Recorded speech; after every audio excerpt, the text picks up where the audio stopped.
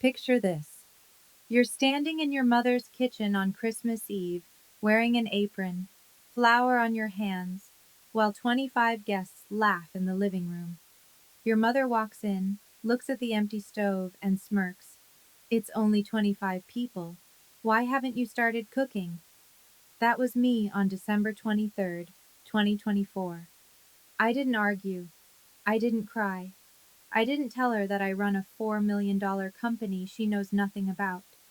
Instead, I smiled, untied my apron, and booked a one-way ticket to Miami, leaving behind an empty kitchen and a Christmas dinner that would never be cooked.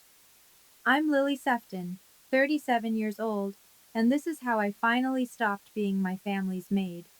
If you're watching this, please subscribe and let me know where you are watching from. 15 years ago, on my first Christmas as an adult, Christmas 2009, I was 22, fresh out of college with a communications degree and no job prospects. The economy had just collapsed, and I was living in my childhood bedroom in Denver, sending out resumes that disappeared into the void. My parents' house smelled like pine needles and cinnamon that December evening. Mom had decorated every corner with garlands, candles, and those porcelain angels she collected. 15 guests were coming for Christmas dinner: aunts, uncles, cousins, and a few of Dad's business associates. "Lily, you're handling dinner," Mom announced while arranging flowers in the dining room. She didn't ask, she informed. I looked up from my laptop, where I'd been drafting yet another cover letter. The whole dinner? For 15 people? Sarah has finals to study for. She can't be distracted. My sister was 18, a freshman at the University of Colorado. She was lounging on the couch, scrolling through her phone, definitely not studying. "I have job applications to finish," I said carefully. "There's a marketing position at—" "Job applications can wait." Mom's voice carried that familiar edge, the one that meant the conversation was over. "This is family. Family comes first." That was the first sign I was being treated differently. Sarah got exemptions, I got assignments. I spent the next 2 days in the kitchen. I roasted a 12-pound turkey, made mashed potatoes from scratch, prepared green bean casserole, cranberry sauce, dinner rolls, and 2 pies. I set the table, polished the silverware, and arranged the centerpiece. When guests arrived on Christmas Eve, I was still in the kitchen, wearing an apron stained with gravy. Dad stood in the living room with a glass of scotch, introducing Sarah to his business partner, Harold Thompson. "This is my youngest, Sarah. She's studying marketing at CU, going to take over the company someday." Harold shook Sarah's hand warmly. "Following in your father's footsteps. That's wonderful." I walked past them carrying a platter of appetizers. Dad glanced at me, then turned back to Harold without a word. That was the second sign. Sarah was introduced as the future. I was invisible. "Who made these?" Harold's wife, a woman named Grace, picked up a stuffed mushroom. "These are incredible." "That's just Lily," Mom said, waving her hand dismissively. "She has time for cooking. No job yet." Grace gave me a sympathetic look, but I was already retreating to the kitchen. The pattern repeated every holiday after that. Thanksgiving, Christmas, Easter, my parents' anniversary dinners, birthdays. I was always in the kitchen or setting up or cleaning afterward. Sarah was always at the table, charming guests, being showcased. By 2012, I'd started my own event planning business. I called it Stellar Events. I was good at coordinating logistics, managing vendors, creating experiences. I'd learned those skills in my parents' kitchen, ironically enough, but when I mentioned it to Mom, she barely looked up from her magazine. "Event planning? Like birthday parties for children?" Corporate events, actually. Product launches, galas, conferences. That's nice, dear. Can you pick up dry cleaning on your way home? She never asked about it again. Neither did Dad. Neither did Sarah. So I stopped talking about it. For 12 years, I built stellar events in silence. I landed my first major client in 2014, a tech startup that paid me $8,000 to organize their launch party. By 2018, I had 5 employees and an office in downtown Denver. By 2022, I was managing events for Fortune 500 companies. But when I visited my parents, I still wore jeans and a plain sweater. I drove my old Honda instead of my new Audi. I never mentioned the 23 employees on my payroll or the $4.2 million in revenue we generated in 2024. Why? Because they never asked. And I was tired of offering information that would be dismissed. Last Thanksgiving, November 2024, was particularly humiliating. I just closed a deal with a major hotel chain worth $600,000. I was exhausted, but satisfied, flying high on professional success. Then I walked into my parents' house and Mom handed me an apron. Turkey needs basting every 30 minutes. I made a schedule. 23 employees reported to me. I negotiated contracts with CEOs. I'd been profiled in 3 industry publications, and my mother handed me a basting schedule. I took the apron. I basted the turkey. I served dinner to 18 people while Sarah talked about her stressful job as marketing director at Dad's company, a position she'd been handed, not earned. Sarah's doing incredible work, Dad said proudly. Revenue is up 12% this year. I could have mentioned that my company's revenue was up 31%. But what was the point? They'd find a way to minimize it. They always did. After dinner, while I was elbow deep in dishwater, I made a decision. This would be my last holiday as the family servant. I didn't know yet how I'd break the cycle. I just knew I couldn't do this anymore. 15 years of being overlooked was enough. I dried my hands, hung up the apron, and drove home to my apartment, the one my family had never visited because they'd never asked to see it. 2 weeks later, on December 22nd, my phone buzzed with a notification that would change everything. It was an email from Victoria Caldwell, CEO of Meridian Holdings. December 22nd, 2024, 9:47 a.m. I sat in my corner office at Stellar Events, watching snow drift past the floor-to-ceiling windows. The Denver skyline glittered in the winter sun, and my desk was covered with vendor contracts, seating charts, and a half-finished cup of coffee. Marcus Rivera, my CFO and closest friend, knocked on the glass door. He was 51, silver-haired, and had the calm demeanor of someone who'd seen every crisis and survived them all. He'd mentored me since 2015, when Stellar was just me and a laptop. "You need to see this," he said, sliding his tablet across my desk. I looked at the screen. An email from Victoria Caldwell, CEO of Meridian Holdings, a hospitality and real estate conglomerate worth $3.8 billion. Subject: Partnership Proposal. Exclusive Event Services, 2025. I read it twice to make sure I wasn't hallucinating. Meridian Holdings wanted to sign an exclusive contract with Stellar Events. All their corporate functions, client dinners, product launches, and investor galas for the entire year. They'd reviewed our portfolio, spoken to our references, and conducted due diligence.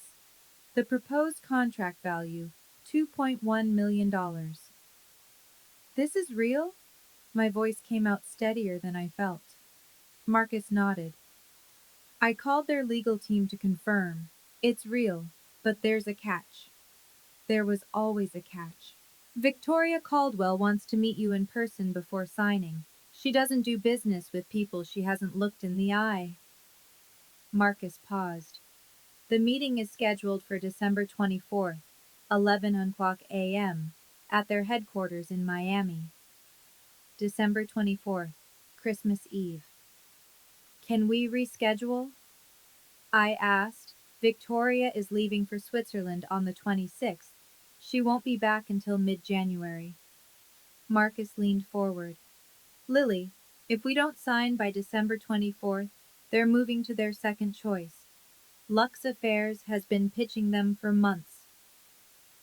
Lux Affairs, my biggest competitor. They'd been trying to poach my clients all year. I understood the stakes now. This wasn't just a contract, this was a statement. Meridian Holdings was the kind of client that opened doors. Their endorsement would mean referrals to their partners, their investors, their entire network. It would mean expansion into the Florida market.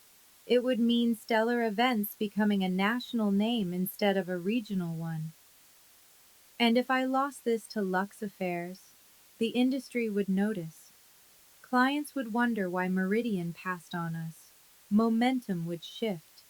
The reputation I'd spent 12 years building could start eroding. There's something else, Marcus said. He pulled up another email on the tablet. Victoria mentioned your Forbes feature. I scrolled down. There it was, a line that made my breath catch. I was impressed by your profile in Forbes's 30 Under 40 Event Entrepreneurs list. Your approach to sustainable event design aligns with Meridian's values. I look forward to meeting the woman behind Stellar Events. The Forbes article had come out in October. I'd been interviewed for 2 hours, photographed in my office, quoted extensively about innovation in the event industry. The piece called me a quiet force reshaping corporate gatherings. I'd never shown it to my family. What would be the point? Mom would find something to criticize. Dad would compare my revenue to his. Sarah would roll her eyes. But Victoria Caldwell had read it. Victoria Caldwell was impressed. Book my flight, I said. Marcus was already typing. Done. You leave tomorrow night, December 23rd, 8:45 p.m. Arriving Miami 1:30 a.m. Hotel reservation at the Fontainebleau. Meeting at 11 a.m. sharp. I nodded, feeling the familiar mix of excitement and anxiety that came before every big deal. But this time, something else churned beneath the surface. My phone buzzed. A text from Mom. Call me. Important. I stared at those 3 words. In my experience, important from my mother meant one of 2 things. Someone was sick, or she needed something from me. Given that I hadn't heard about any illness, option 2 seemed likely. I should have ignored it. I should have focused on the biggest opportunity of my career. But 15 years of conditioning doesn't disappear overnight. The daughter in me, the one who still craved approval, who still hoped that this time would be different, that daughter picked up the phone. I pressed call. Mom answered on the first ring. Finally, she said. I've been trying to reach you all morning. It was 10:15 a.m.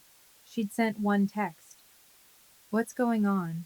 I asked, keeping my voice neutral. Christmas plans have changed. Sarah's friends are joining us this year, 25 people total.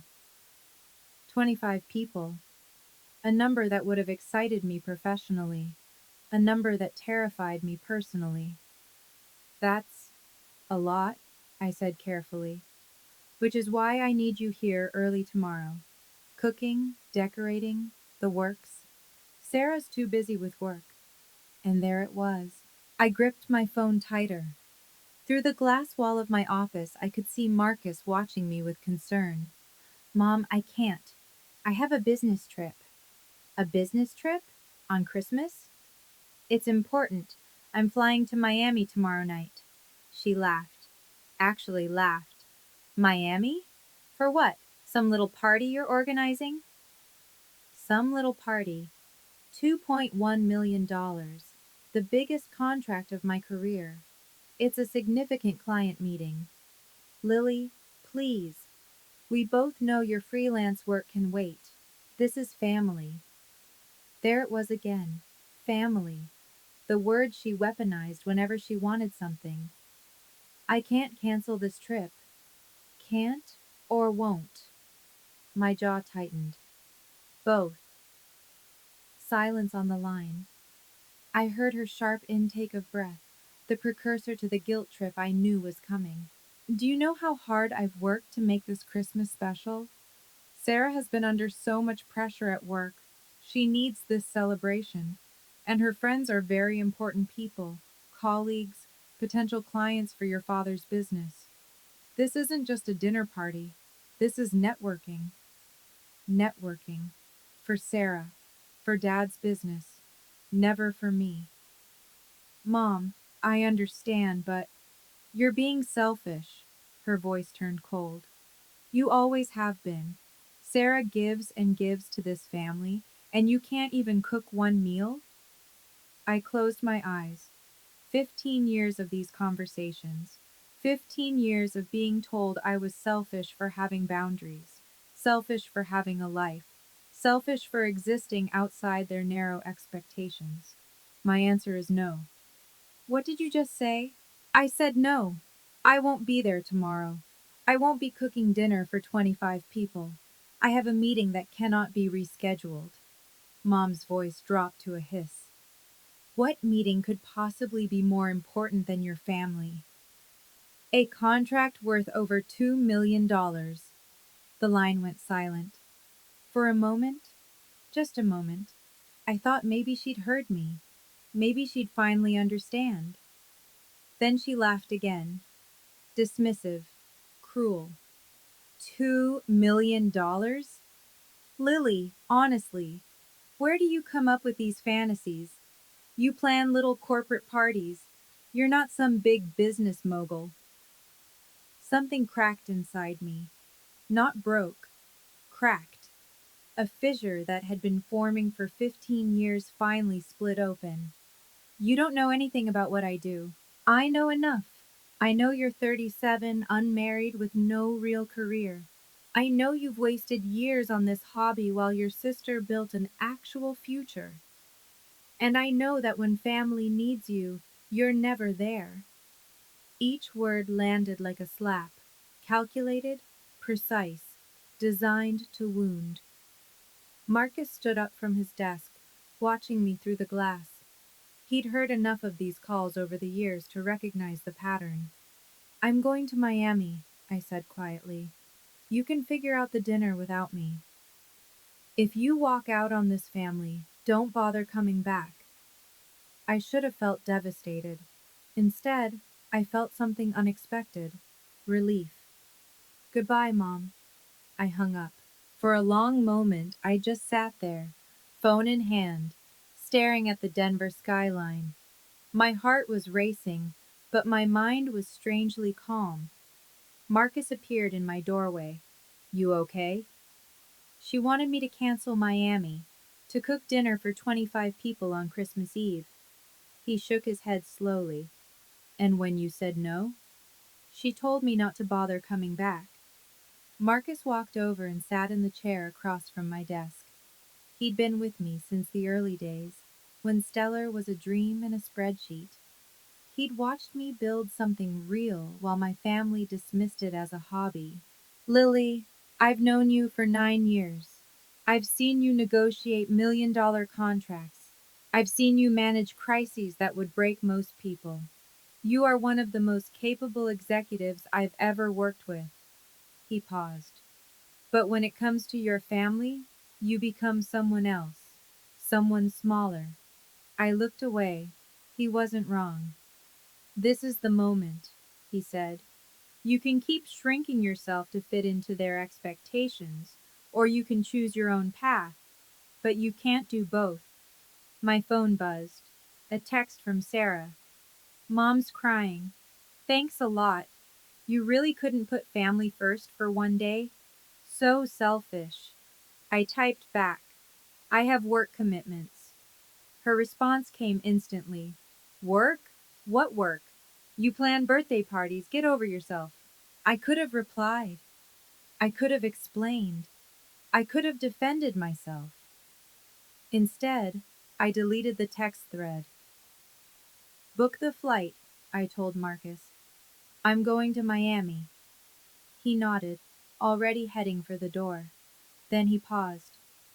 Lily, you're making the right call, for what it's worth. It was worth a lot. That night, I went home to my apartment, the two-bedroom loft in Lohi that cost $3,000 a month, with exposed brick walls and a view of the mountains. The apartment my family had never seen because they'd never asked.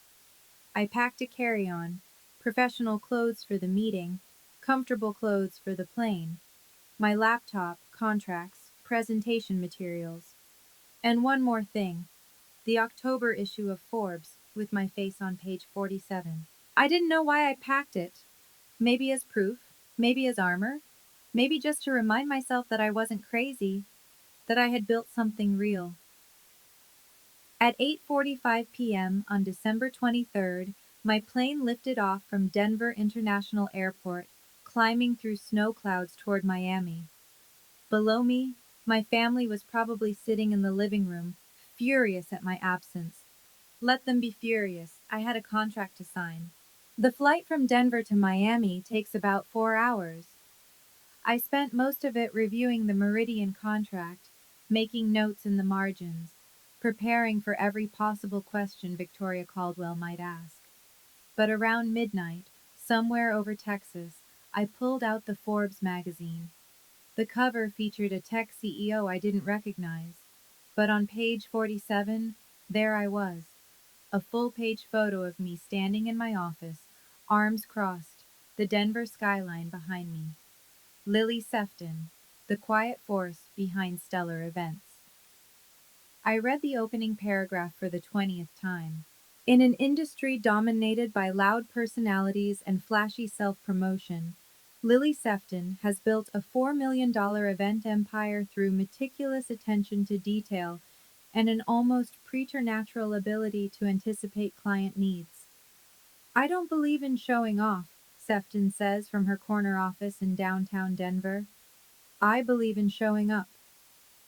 The article detailed our growth trajectory, our client retention rate of 93%, our expansion into sustainable event practices.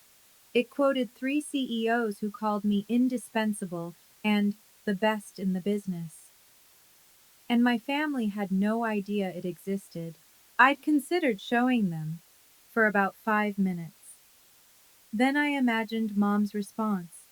Probably something about how the photo made me look tired, or how I should have worn more makeup, or how Sarah's friend had also been in a magazine once, and it wasn't that big a deal. So I kept it to myself. I tucked the magazine back into my bag as the plane began its descent. The lights of Miami sprawled below like scattered diamonds, and I felt that familiar pre-meeting adrenaline kick in. My phone buzzed as we taxied to the gate. A new email from Victoria Caldwell, sent at 11:47 p.m. Subject: Re. Contract Nemjar MH 2024-1223. Final signing. Dear Ms. Sefton, just confirming our meeting tomorrow at 11 o'clock a.m. Please bring 2 forms of identification for notarization. Our legal team will have the final contract ready for signatures. I've attached our standard NDA and preliminary terms. If you have any questions, my assistant can be reached at the number below. I look forward to meeting the woman behind stellar events.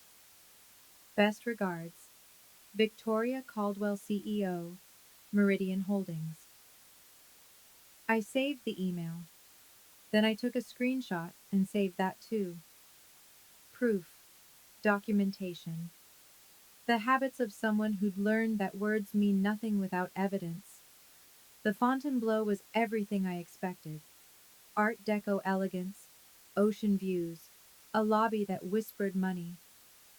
I checked in at 2 a.m., collapsed into a king-sized bed, and slept for 6 hours. When I woke on December 24th, I had 11 new text messages, 4 from Mom, 3 from Sarah, 2 from Dad, 2 from unknown numbers that were probably relatives I didn't want to talk to. I didn't read any of them. Instead, I showered, dressed in my best charcoal suit, and reviewed my notes one more time. At 10:30 a.m., I took an Uber to Meridian Holdings headquarters, a glass tower in Brickell that reflected the December sun like a beacon. The receptionist checked my ID and handed me a visitor badge. Ms. Caldwell is expecting you, 40th floor. The elevator ride felt endless. My heart beat against my ribs. This was it, the meeting that could change everything. But as the elevator climbed, my phone buzzed again. This time, a call from Sarah. I declined it. Another buzz, a voicemail. Against my better judgment, I listened. Lily, it's Sarah. Mom is having a meltdown. None of the caterers will come on Christmas Eve. Surprise, surprise. Dad's calling in favors, but no one can help. Victoria Caldwell is supposed to be at our dinner tonight, and we have nothing to serve. This is your fault. If you had just... I stopped the voicemail, replayed one sentence. Victoria Caldwell is supposed to be at our dinner tonight. I stared at my phone as the elevator dinged. Victoria Caldwell, CEO of Meridian Holdings, the woman I was about to meet, was going to my parents' house for Christmas dinner. How was that possible? The elevator doors opened onto a marble foyer. A woman in a navy dress approached with a professional smile. Miss Sefton, Miss Caldwell is ready for you, right this way. I followed her down a corridor lined with awards and photographs. My mind was spinning. Victoria Caldwell knew my parents, or at least she'd been invited to their dinner, which meant she knew Sarah, or Dad. Someone had connected them, probably through business circles. Denver wasn't that big in certain industries. Did Victoria know I was Richard Sefton's daughter? Did she know that the family she was visiting tonight was the same family I just walked away from? The assistant opened a door to a corner conference room. Floor-to-ceiling windows offered a panoramic view of Biscayne Bay. A long table dominated the space, legal documents spread across its surface. And at the head of the table stood Victoria Caldwell. She was in her early 50s, silver-haired, with the sharp eyes of someone who'd built an empire from nothing. She wore a cream blazer and pearl earrings. Her handshake was firm. Ms. Sefton, it's a pleasure to finally meet you. The pleasure is mine, Ms. Caldwell. She gestured to a chair. Shall we get started? I have a flight to Denver this afternoon. Denver. My stomach tightened. I sat down, opened my folder, and prepared to sign the most important contract of my career. While trying not to think about what would happen when Victoria Caldwell arrived at my parents' house tonight, before I tell you what happened next, I want to pause and ask you something. Have you ever been overlooked by your own family? Have they ever dismissed your success, ignored your achievements, made you feel invisible? If yes, type 1 in the comments. If you've ever stood up for yourself and set boundaries, type 2. And please, if you want to see what happened when Victoria Caldwell walked into my parents' house, hit that like button and subscribe. Now, back to the story. The contract signing took 45 minutes. Victoria Caldwell was thorough. She reviewed every clause, asked pointed questions about our capacity, our vendor relationships, our contingency protocols.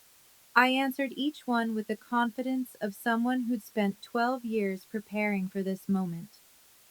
At 11:52 a.m., we both signed contract number MH 2024-1223. A photographer captured the moment. Victoria and me shaking hands, the Miami skyline glittering behind us. Her assistant notarized the documents and presented me with my copy in a leather folder embossed with the Meridian Holdings logo. Welcome to the Meridian family, Victoria said, smiling warmly. I have a feeling this is going to be an exceptional partnership. I couldn't agree more. We exchanged a few more pleasantries, and then her assistant appeared with a gentle reminder about her flight. I'm spending Christmas Eve with some business associates in Denver, Victoria mentioned as she gathered her things. The Seftons. Do you know them? Richard runs a construction supply company. His daughter Sarah is quite impressive. My throat tightened. I've heard of them. Richard is a potential investor for a project we're developing. His wife invited me to their Christmas dinner. She laughed lightly. Normally I'd decline, but I'm curious about their operation. And I'm told the food is spectacular. The food. The food I was supposed to have cooked. I managed to keep my expression neutral.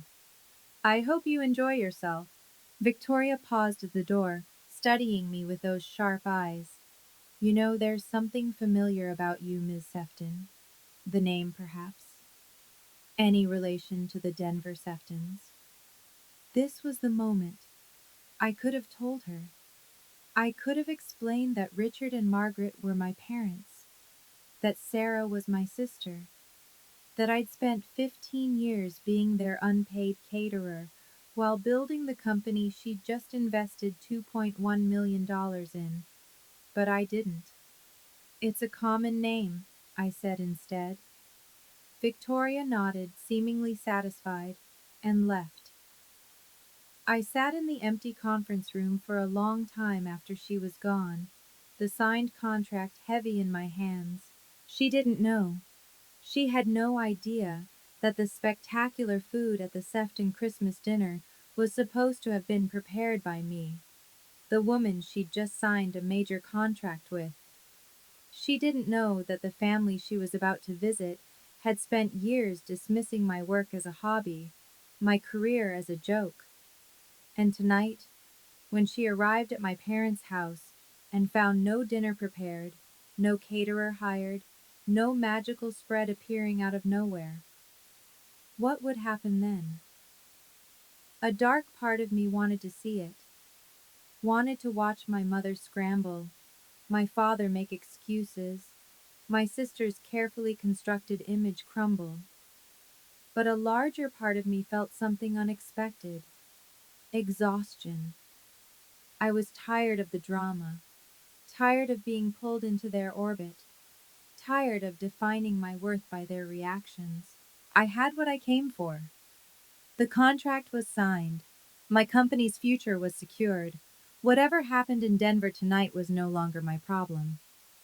I flew back that afternoon, landing in Denver at 6:47 p.m., exactly the time the Sefton Christmas dinner was supposed to begin. I took an Uber from the airport to my apartment, ordered Thai food, and turned off my phone.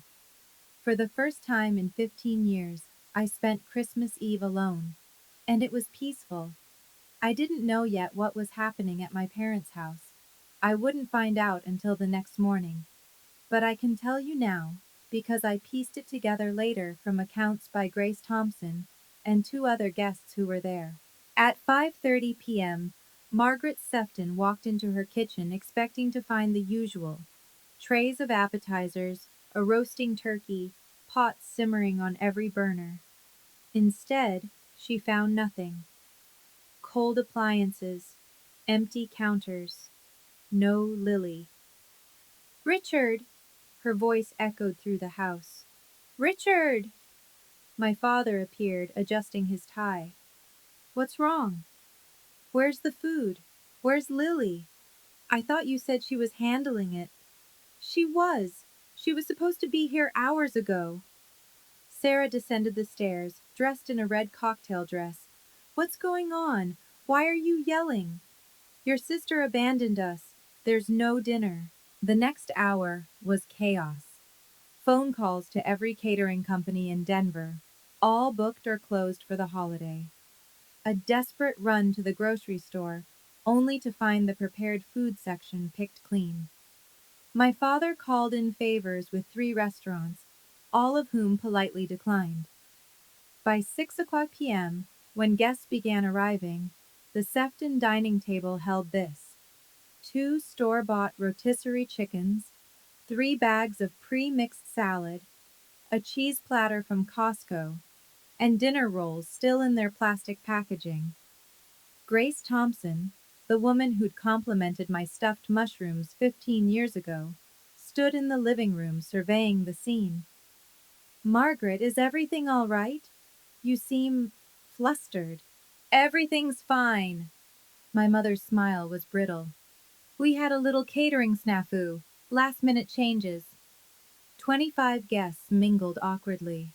The house was beautiful, decorated to perfection, but the food told a different story. This wasn't the elegant dinner party my mother had promised. This was a disaster barely concealed by Christmas lights. At 7:15 p.m., Victoria Caldwell arrived. She swept into the living room with the confidence of someone accustomed to commanding attention. Her pearl earrings caught the light as she shook hands with Richard, complimented Margaret's decorations, exchanged pleasantries with Sarah. "Thank you so much for having me," Victoria said warmly. "I've heard wonderful things about your Christmas dinners." Margaret's smile tightened. "Yes, well, this year is a bit different. We had some unexpected challenges." Victoria glanced toward the dining room, where the rotisserie chickens sat in their sad splendor. Her expression remained politely neutral, but I imagined she was silently revising her opinion of the Sefton family's competence. My father steered the conversation toward business. My mother poured wine liberally. My sister worked the room, trying to distract from the obvious. And then Grace Thompson said the words that would unravel everything. She was scrolling through her phone, LinkedIn probably, or maybe Instagram, when she stopped abruptly. "Oh my God," Grace said, loud enough for the group nearby to hear. "Richard, Margaret, come look at this." She held up her phone, showing a LinkedIn post that had been published just hours ago. A photo of Victoria Caldwell shaking hands with someone. A caption that read, "Thrilled to announce our partnership with @Stellar Events and the brilliant Lily Sefton. Looking forward to an incredible 2025. Hashtag Meridian Holdings, hashtag event planning, hashtag Forbes under 40. Grace looked up at my parents, confusion evident on her face. "Wait, Lily Sefton? Isn't that your daughter?" The room went quiet. Not completely. There was still background chatter, Christmas music playing softly, the clink of glasses. But in the circle around Grace Thompson, silence fell like a curtain. My mother stared at the phone screen, her face draining of color. My father leaned in, squinting. "What is this? Some kind of mistake?" "That's Lily," Grace said, zooming in on the photo. "You're Lily, shaking hands with Victoria Caldwell, in what looks like a very fancy office." Victoria Caldwell herself stepped forward, peering at the post. Her expression shifted. Recognition, then surprise, then something I can only describe as delighted amusement. "Lily Sefton," Victoria said slowly. "Your daughter is Lily Sefton, the founder of Stellar Events?" Margaret's mouth opened, closed, opened again. "I Yes, Lily is our daughter, but I don't understand. What is Stellar Events?" Victoria laughed, a genuine warm sound that cut through the tension. "Margaret, Stellar Events is one of the most successful event planning companies in the Rocky Mountain region. I just signed a $2.1 million contract with them this morning." $2.1 million. The number hung in the air like a grenade. Richard went pale. 2 million? That's that's more than our company's annual profit. Your daughter has built something remarkable, Victoria continued, seemingly unaware of the devastation she was causing. I read her profile in Forbes last October. Absolutely inspiring. Her approach to sustainable event design is years ahead of the industry. Forbes? Sarah's voice cracked. Lily was in Forbes? Grace was already searching on her phone. Oh yes, Here it is. October issue. Lily Sefton, the quiet force behind stellar events. There's a whole article. She turned the screen so everyone could see. A photo of me in my corner office, arms crossed, looking directly at the camera. Professional, confident, successful. Everything my family had convinced themselves I wasn't. More guests drifted over, drawn by the commotion. Soon a crowd had formed, passing phones back and forth, reading excerpts aloud. It says she has 23 employees. Her company did over 4 million in revenue this year. This quote is incredible. I believe in showing up, not showing off. My mother stood frozen in the center of the chaos, her carefully constructed Christmas falling apart around her. Why didn't she tell us? Margaret whispered, more to herself than anyone. Perhaps, Victoria said gently, you didn't ask. The silence that followed was devastating. Grace Thompson, the same woman who'd been coming to Sefton Christmas dinners for 15 years, spoke next. You know, Margaret, I always wondered about Lily.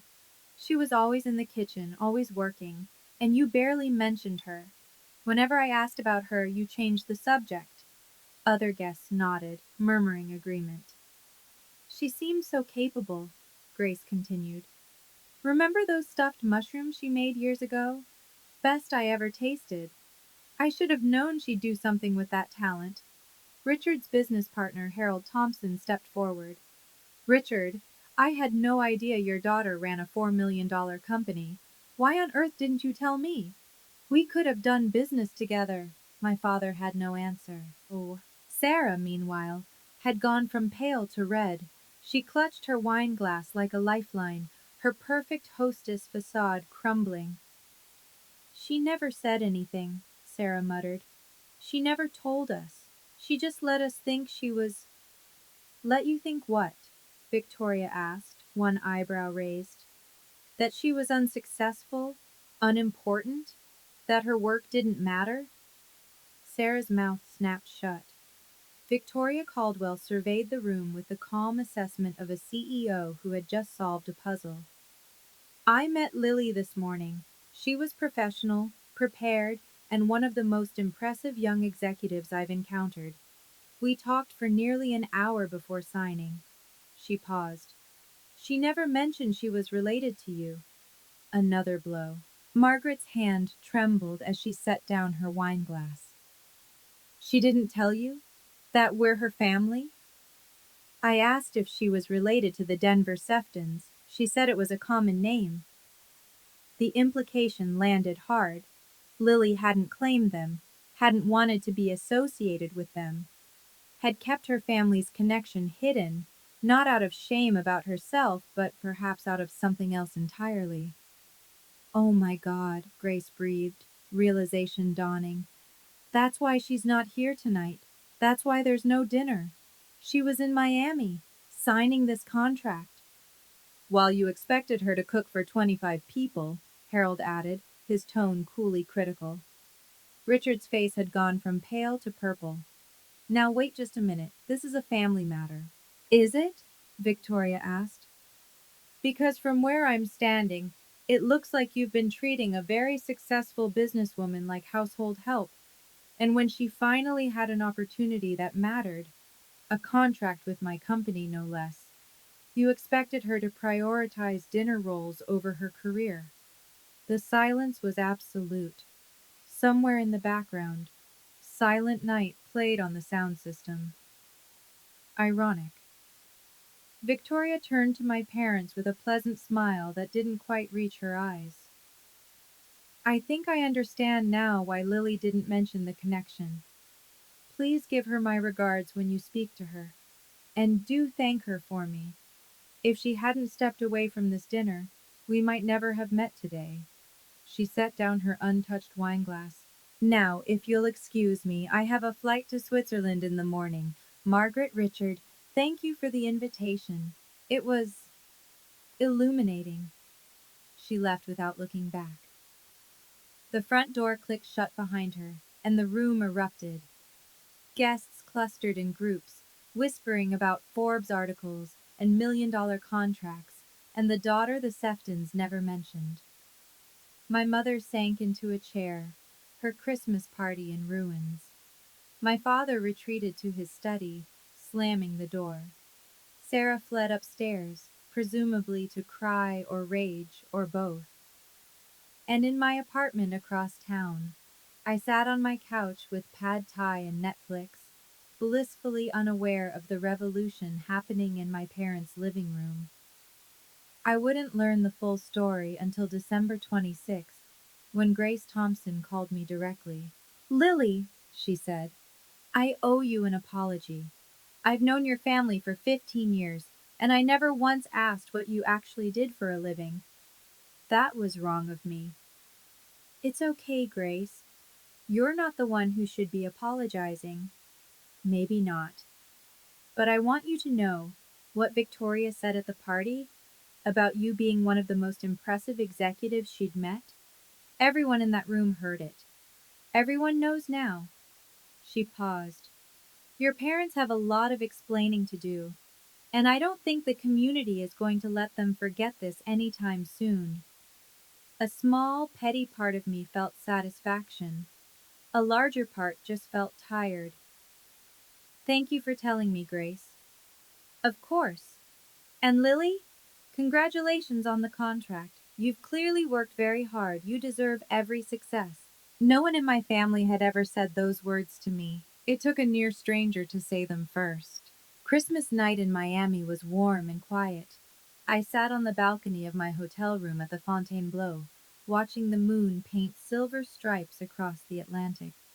I'd ordered room service, steak, roasted vegetables, a glass of red wine.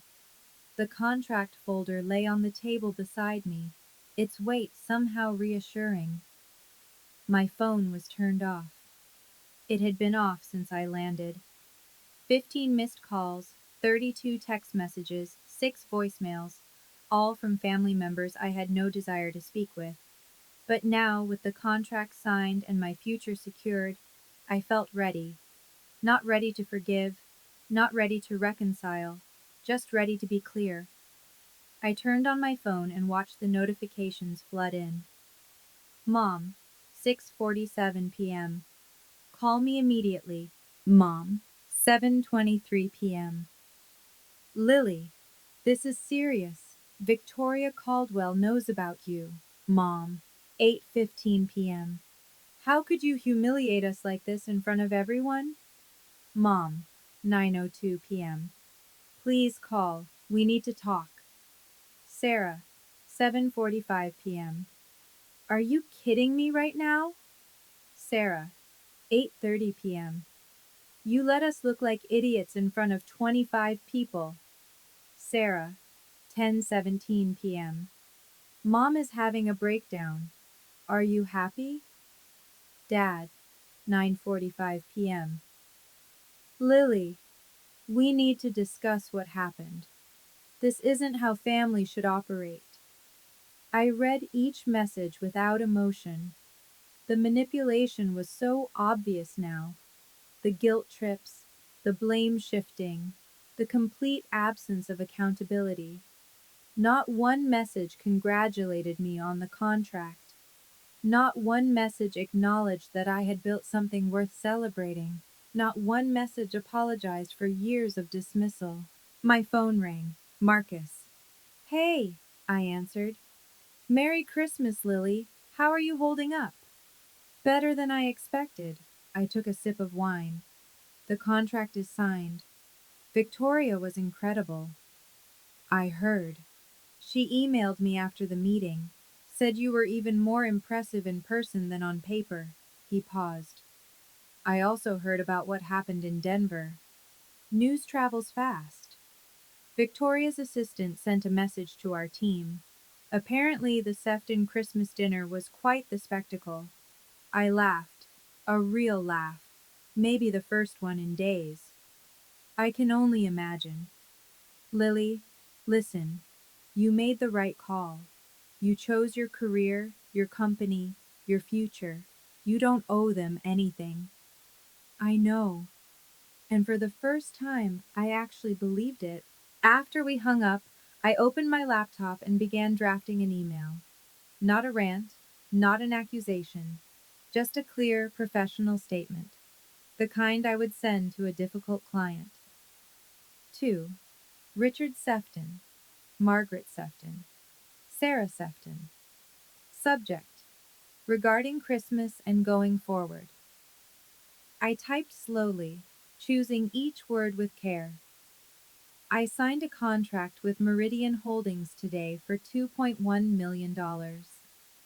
This is why I was not at Christmas dinner. For 15 years, I have cooked and cleaned for every family gathering while my career was dismissed as a hobby. When I told Mom I had an important meeting, she laughed.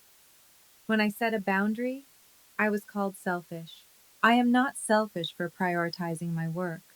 I am not ungrateful for having standards. I am not a failure because my success doesn't fit your definition. I will not apologize for choosing myself. I am open to rebuilding our relationship, but only under certain conditions. I will no longer be treated as the family caterer. I will be respected as an equal member of this family. My career will be acknowledged, not dismissed. If these conditions are unacceptable, I understand. But I will not return to the way things were. I will reach out when I am ready to talk. Lily. I read it 3 times, revised one sentence, then hit send. For a long moment, I just sat there, watching the waves.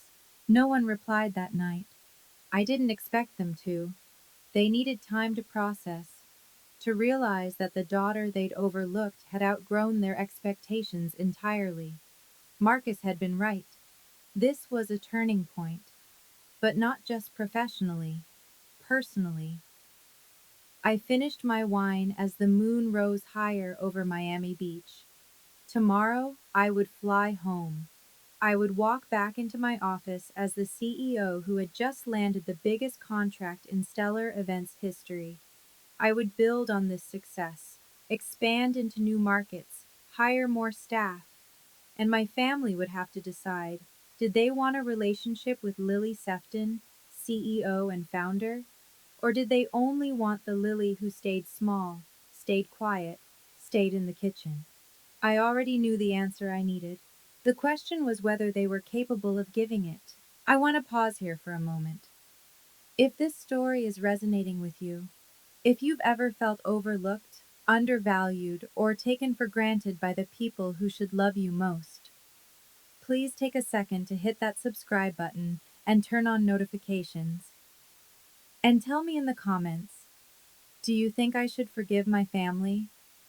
Or should I keep the boundaries I've set? Now let me tell you what happened next. The fallout began on December 26th and rippled outward like a stone dropped in still water. Victoria Caldwell's LinkedIn post had been shared 2,347 times by the time I checked that morning. The comments section was filled with congratulations, industry connections reaching out, potential clients expressing interest. 3 hours after Victoria posted, Entrepreneur Magazine sent an email requesting an interview about the event industry's rising stars. My inbox filled with partnership inquiries, 6 in total, from companies I'd been trying to connect with for years. The Meridian contract didn't just secure our future, it announced us to the world. But in Denver, the ripples looked very different. Grace Thompson posted on Facebook that afternoon. She didn't name names, but everyone in their social circle knew exactly who she was talking about. This Christmas, I learned an important lesson. Never underestimate the people in your own family. Sometimes the most successful person in the room is the one nobody notices. The post got 287 likes and 43 comments. Several people tagged my parents indirectly, asking pointed questions about family dynamics and supporting our children's dreams. Margaret's phone began ringing. Women from her charity committee, her book club, her garden society, all calling with thinly veiled curiosity about the Forbes situation. I heard your daughter is quite the businesswoman, one said. Why didn't you ever mention she was so successful? Asked another. My mother had spent years cultivating an image. Devoted wife, supportive mother, pillar of the community. That image now had cracks. My father faced his own reckoning. Harold Thompson, Grace's husband and Richard's longtime business associate, called on December 27th. Richard, I've been thinking about that expansion project we discussed. I'd like to bring in an event planning partner for the launch celebration. Of course, my father said, likely sensing an opportunity. Who did you have in mind? Lily's company, Stellar Events. I saw her Forbes profile. Very impressive. Silence. I was hoping you could make an introduction, Harold continued. I'll reach out to her directly, of course, but I thought family connections might help.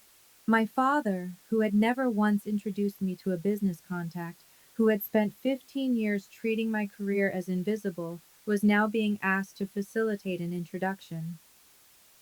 I'll see what I can do, he said. But Harold didn't wait. He found my business email and sent a formal inquiry that afternoon. I responded within 2 hours with a proposal. Richard Sefton wasn't the gatekeeper anymore. Sarah's situation was more complex and more satisfying, if I'm being honest. She had spent months cultivating a relationship with Meridian Holdings, hoping to position Dad's company as a supplier for their Denver developments. She'd attended networking events, sent strategic emails, positioned herself as the family's business ambassador. None of it mattered now. On December 28th, Sarah reached out to Victoria Caldwell's office requesting a follow-up meeting about potential partnership opportunities. Victoria's assistant responded with a polite but firm message. Ms. Caldwell's schedule is fully committed through Q1. For future inquiries, please direct your correspondence to our standard vendor application process. Translation: You're not a priority. Sarah had spent years riding the wave of parental favoritism, assuming that her position as the successful daughter was secure. Now, in the space of 72 hours, that identity had been shattered. I didn't feel joy at her pain, but I'd be lying if I said I felt sorry. As for me, the professional momentum was undeniable. By December 30th, I had confirmed 3 new client meetings for January, received 2 job offers from competing firms, both of which I declined, been contacted by a literary agent who thought my story of entrepreneurial perseverance could make a compelling memoir, projected a 35% revenue increase for 2025 based on the Meridian contract alone. Marcus summarized it perfectly during our video call that morning. Lily, you've been working toward this moment for 12 years. Every late night, every difficult client, every sacrifice, it led here. You deserve this. I believed him. Finally. But the most surprising development came from an unexpected source. On December 29th, a letter arrived at my apartment.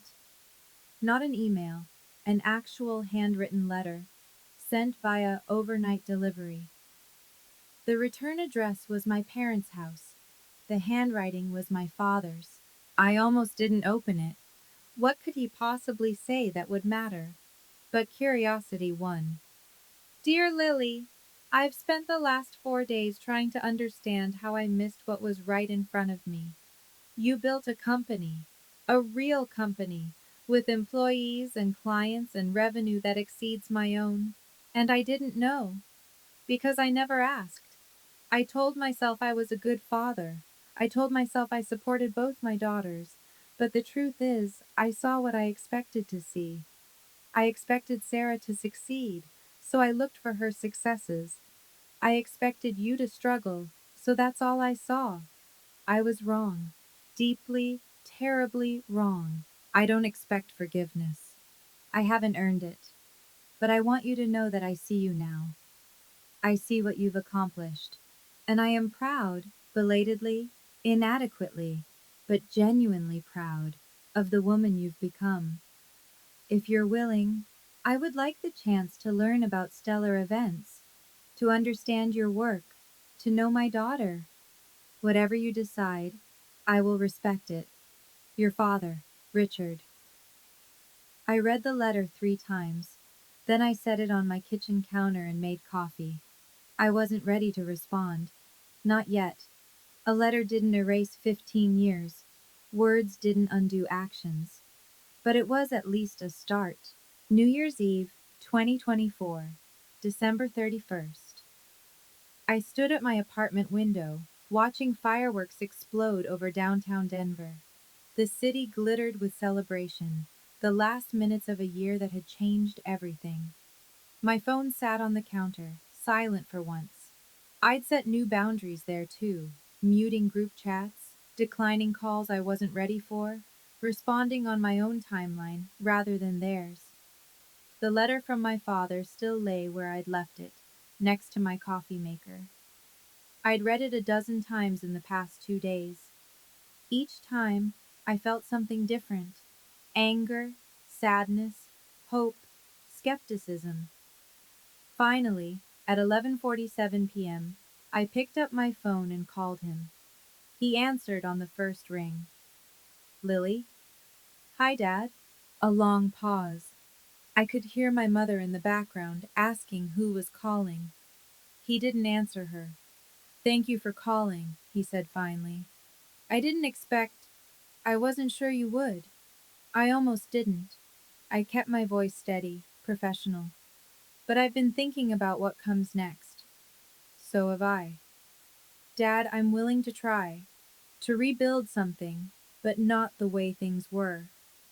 I understand. I mean it. No more being the family caterer. No more dismissing my work. No more treating me like I'm invisible while Sarah gets the spotlight. I took a breath. If I come to family events, I come as a guest, an equal, not as staff. That's fair, more than fair.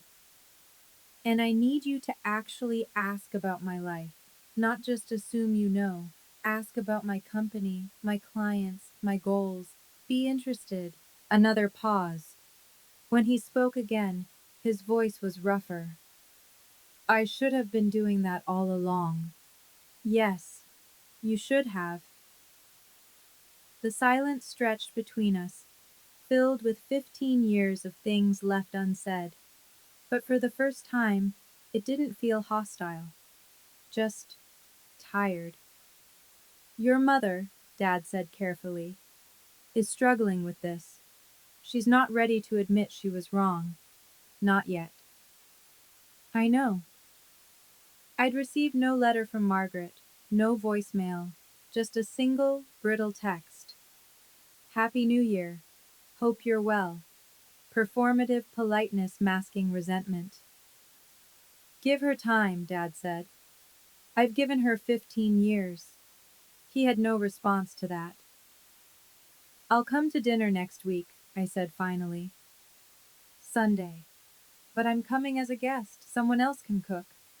I'll order from that Italian place you used to like. A small thing, but a start. After we hung up, I stood at the window and watched the clock tick toward midnight. In a few minutes, it would be 2025. A new year. A new chapter. Victoria Caldwell's contract was signed. Harold Thompson's proposal was in my inbox. Entrepreneur magazine wanted an interview. My company was poised for its biggest year yet. And my family, the people who had overlooked me for so long, finally saw me. Not because I'd forced them to, not because I'd screamed or fought or demanded, but because I'd walked away, because I'd chosen myself, because I'd let success speak louder than any argument ever could. There's a quote I love. I don't remember who said it. The best revenge is massive success. But I don't think of it as revenge anymore. Revenge implies you're still focused on the people who hurt you, still measuring your worth by their standards, still trying to prove something to them. What I did wasn't revenge, it was self-respect. The fireworks reached their crescendo at midnight. My phone buzzed with a text from Marcus. Happy New Year, boss. 2025 is going to be incredible. I typed back. You're right. It already is. Then I opened a new document on my laptop and started planning. Not the next client event, not the next contract negotiation. My boundaries. Written out clearly, professionally, the way I would outline any business agreement. I will attend family gatherings as a guest, not a servant. I will not accept disrespect disguised as humor. I will not apologize for prioritizing my career. I will be treated as an equal, or I will not participate. I will respond to genuine attempts at connection and ignore manipulation. My time and energy are valuable. I will spend them accordingly. Simple rules, clear expectations, the kind of boundaries I should have set 15 years ago. But here's what I've learned. It's never too late. You're never too old, too far along, too entrenched to change the pattern. The moment you decide you deserve better is the moment everything shifts. My parents are not perfect. They may never fully understand what they did wrong or how much it cost me. Sarah may never apologize. But that's not my problem anymore. My problem is building the life I want, the career I've earned, the relationships I choose. And that's exactly what I'm going to do. So that's my story. A 15-year journey from being the family servant to signing a $2 million contract while my family scrambled without me. If you've ever felt overlooked, dismissed, or taken for granted, I want you to know that your success is waiting. It doesn't require their approval. It doesn't require their acknowledgement. It only requires you to bet on yourself. Thank you for watching. Thank you for staying with me through this story. If you've ever been overlooked by the people who should love you most, I want you to know you deserve respect. You deserve to be seen. Please subscribe to this channel and check the description for more stories about setting boundaries and finding your worth. And leave a comment telling me, have you ever had to choose yourself over family expectations? Until next time.